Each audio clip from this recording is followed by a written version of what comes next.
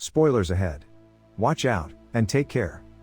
The movie begins in the Caribbean Sea, where a U.S. Coast Guard ship intercepts and boards a U.S. registered vessel.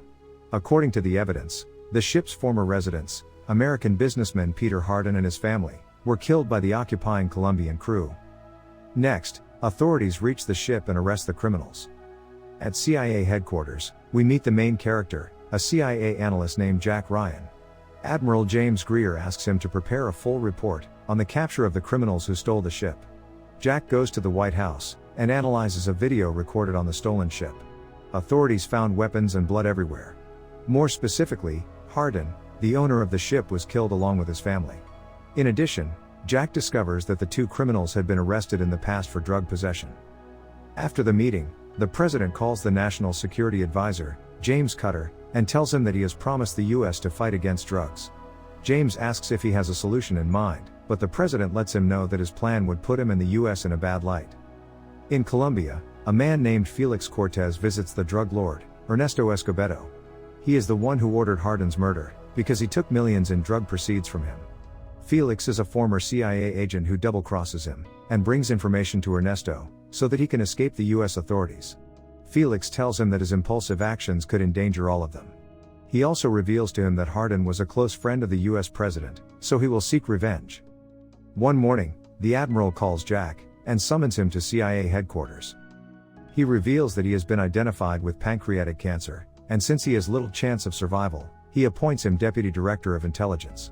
James Cutter orders Jack and the CIA's Deputy Director of Operations, Robert, to work together. Nevertheless, the two fail to work as a team, and Robert is furious.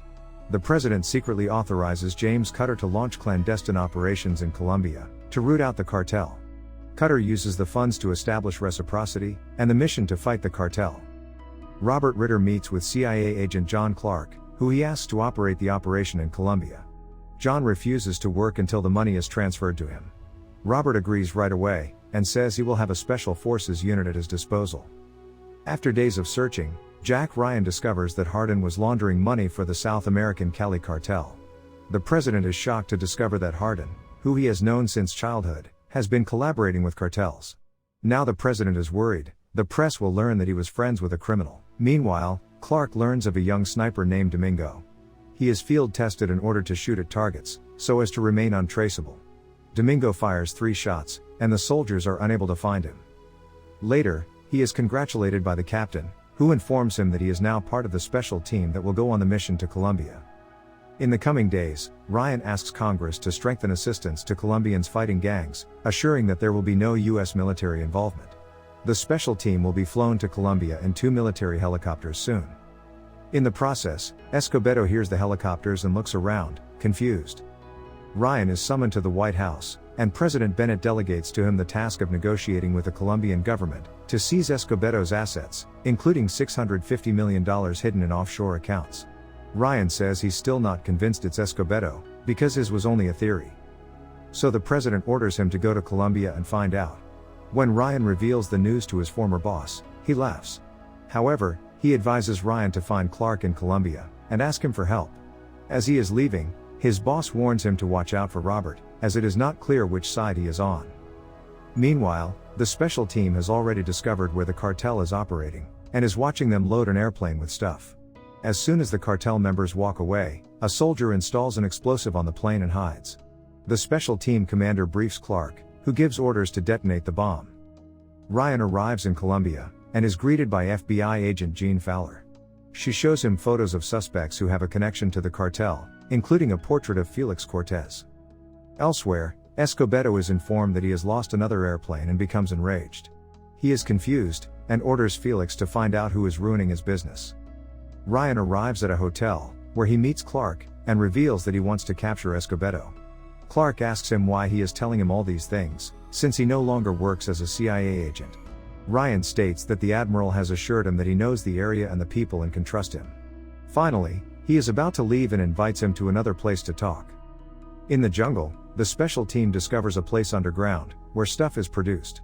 When a henchman comes out, he is immediately killed, alarming the other cartel members. A firefight breaks out, and a soldier throws an explosive inside the lab. The entire lab is destroyed, and all the men are killed. When Escobedo finds out, he goes on a rampage. Felix Cortez finds a bullet, and from the look on his face, he already has in mind who it might be. FBI Director Jacobs is sent to Colombia to negotiate with its government over the disbursement of the $650 million languishing in offshore accounts. This is a difficult matter to handle, but the president wants to get the money at all costs.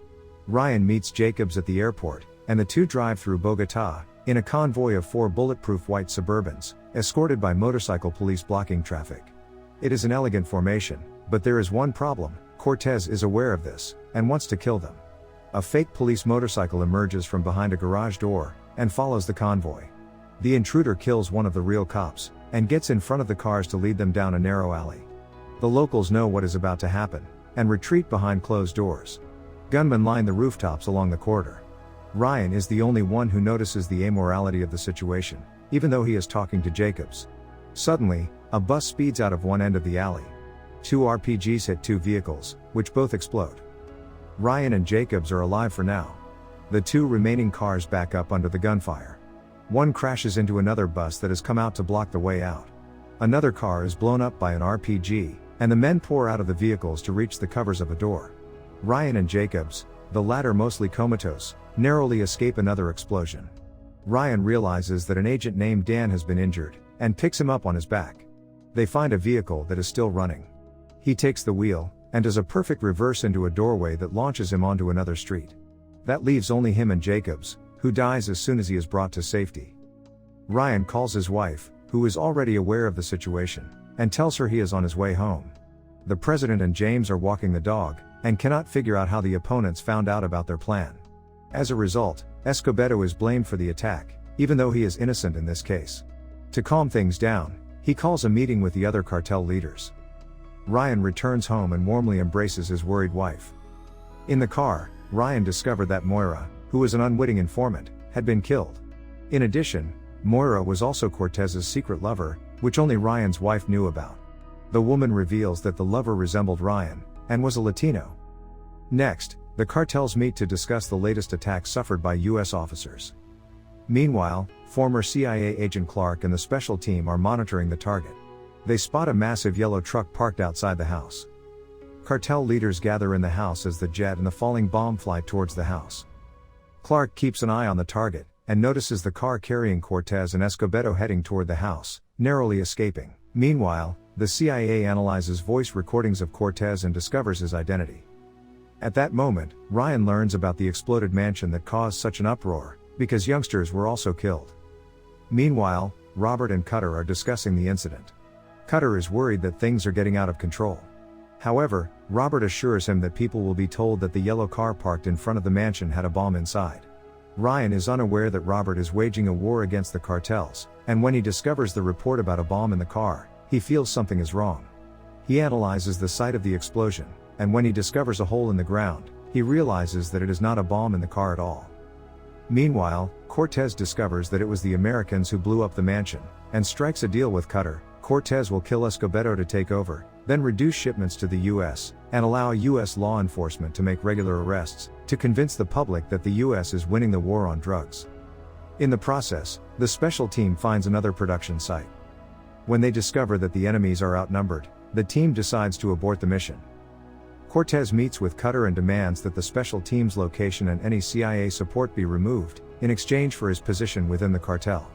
Cutter accepts Cortez's offer, and abandons Clark's team in the jungle. Unbeknownst to Cutter, U.S. monitoring was listening in on his conversation with Cortez. Ryan accesses Ritter's computer, and obtains information about illegal Colombian operations. Ritter, on the other hand, tells Ryan that having acquired the funds for the operation, Congress will hold Ryan fully accountable, while Ritter and Cutter have been granted a preemptive pardon from any misbehavior by President Bennett. Clark's abandoned team is found and neutralized by Cortez's men. Subsequently, Cutter and Ritter deceive Clark, falsely accusing him of betraying the mission. They also tell him that Ryan is on his way. Meanwhile, Jack rushes to Bogotá to find Clark, unaware of Cutter and Ritter's foul play. That night, Clark calls Ritter, and lies about killing Clark, but Ritter immediately hangs up. Subsequently, Ryan and Clark form an alliance. They rent a helicopter, and fly to Reciprocity's last known location. Wandering through the jungle, they find the team's sharpshooter, who reports that most of the men have been killed. On the other hand, The captain and another team member have been arrested. Later, Ryan meets Escobedo, and informs him of Cortez's lie. Meanwhile, Clark begins rescuing his men, who are being held captive in a cafeteria, adjacent to Escobedo's drug ring. Escobedo summons Cortez and confronts him, detecting an audio recording of his dialogue with Cutter. Escobedo is then killed by Cortez's associate. When he prepares to kill Ryan, the sniper neutralizes him. Ryan, Clark and the freed prisoners narrowly escape. They board a helicopter and return home. Back in America, Ryan confronts President Bennett, and refuses to help cover up the conspiracy. He testifies about current events before the Congressional Oversight Committee. The end. Thank you for watching. Subscribe if you'd like to see more videos like this. Turn on the notifications, and leave a like to help the channel out.